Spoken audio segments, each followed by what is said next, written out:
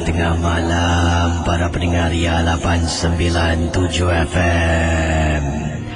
Berjumpa kita sekali lagi dalam satu lagi episod Misteri Jam 12 di udara Ria 897 FM.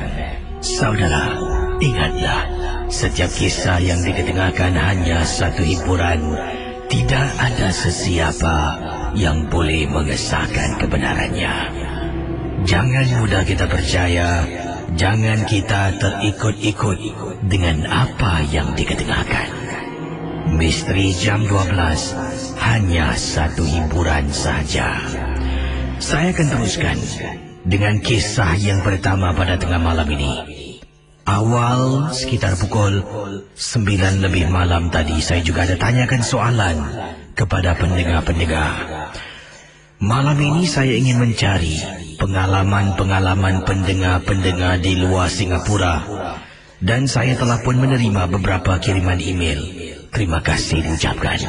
Kisah yang pertama akan saya bacakan daripada Sarah yang berkongsi pengalaman berlaku di Jerman. Kisah yang tak dapat dilupakan dalam MJ12. Pendengar Ria 897 FM, saya akan bacakan kisah daripada seorang pendengar yang berkongsi peristiwa dari seorang pendengar bernama Sarah Wrightwood. Berkongsi pengalaman ketika beliau dan suami serta keluarganya lah khususnya menetap di Jerman. Ini kerana suaminya telah pun berpindah pejabat. Sebelum ini beliau dengan suami menetap di negara Amerika Syarikat.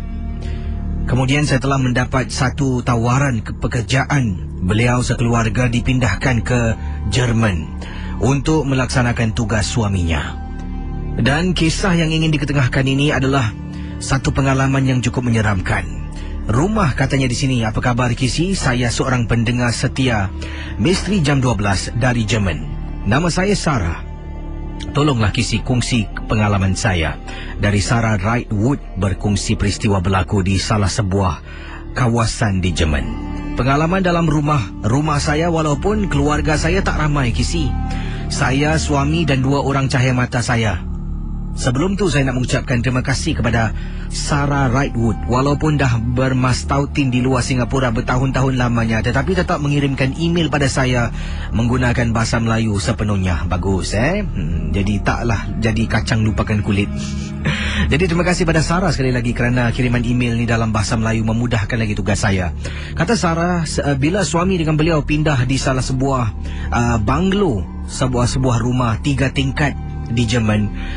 Keluarganya tak ramai, cuma beliau, suami dan 2 orang anaknya. Banglo 3 tingkat tu, dalam rumah tu ada, cuba anda bayangkan, ada 6 bilik tidur, ada 3 tandas, ada 2 ruang tamu. Ini yang digambarkan. Niat saya di sini menceritakan tentang besarnya rumah saya bukan untuk memegah-megah, membangga diri, bukan. Supaya semua dapat membayangkan betapa besarnya rumah saya ini yang didiami oleh saya, suami dan 2 orang anak.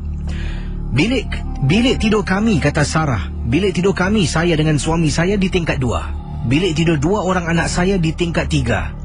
Dan tapi ada masanya kadang-kala anak saya akan tidur bersama dengan saya apabila suami saya terpaksa pulang lewat ataupun bermalam di pejabatnya, sebab suami saya ni katanya di sini harus bertugas kadang-kala sampai lewat malam. Jadi diteruskan pengalaman. Pada satu malam ni suami saya menelefon yang dia tak akan balik rumah, dia akan balik keesokan paginya sebab banyak kerja yang harus dilangsaikan. Jadi saya pun memberitahu anak saya, dan anak saya mengatakan malam tu dia akan turun temankan saya. Anak saya 2 orang Kisi. Kedua-duanya adalah anak perempuan. Jadi rumah saya 3 tingkat, 6 bilik tidur, memang besar. Di belakang rumah saya merupakan hutan. Kalau jalan dalam sedikit, lebih kurang 1 kilometer, akan Kisi nampak ataupun lihat air sungai yang mengalir.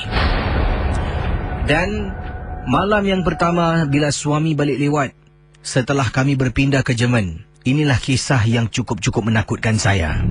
Saya sedang baring di atas katil dan saya dah beritahu anak-anak saya suruh turun bawah temankan saya malam ni tidur bersama dengan ibu lah, iaitu Sarah. Jadi Sarah pun tunggu anaknya turun. Kemudian Sarah turun ke bawah. Saya pergi ke dapur untuk membancuh air minuman lah. Sambil saya bancuh air, saya dengar ada orang turun tangga. Ini mesti anak saya 2 orang turun tangga. Setelah saya bancuh air itu, saya angkat cawan saya untuk naik tangga, masuk ke dalam bilik saya.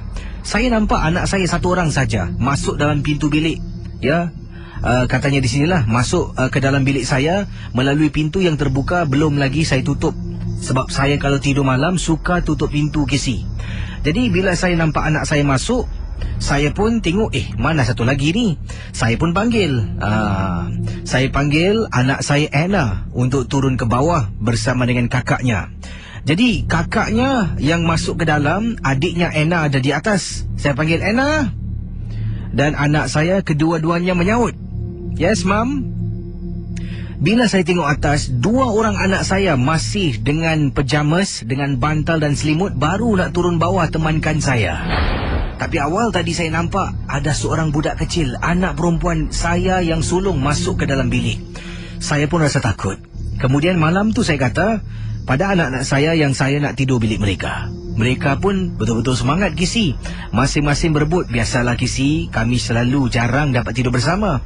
Jadi akhirnya naik ke atas. Saya tidur sebilik dengan anak-anak saya 2 orang. Para pendengar Ria 897. Kata Sarah Wrightwood, pengalaman yang menyeramkan terus berlaku pada malam tersebut. Sedang saya nyenyak tidur, anak saya pun nyenyak tidur. Entah macam mana saya boleh terbangun.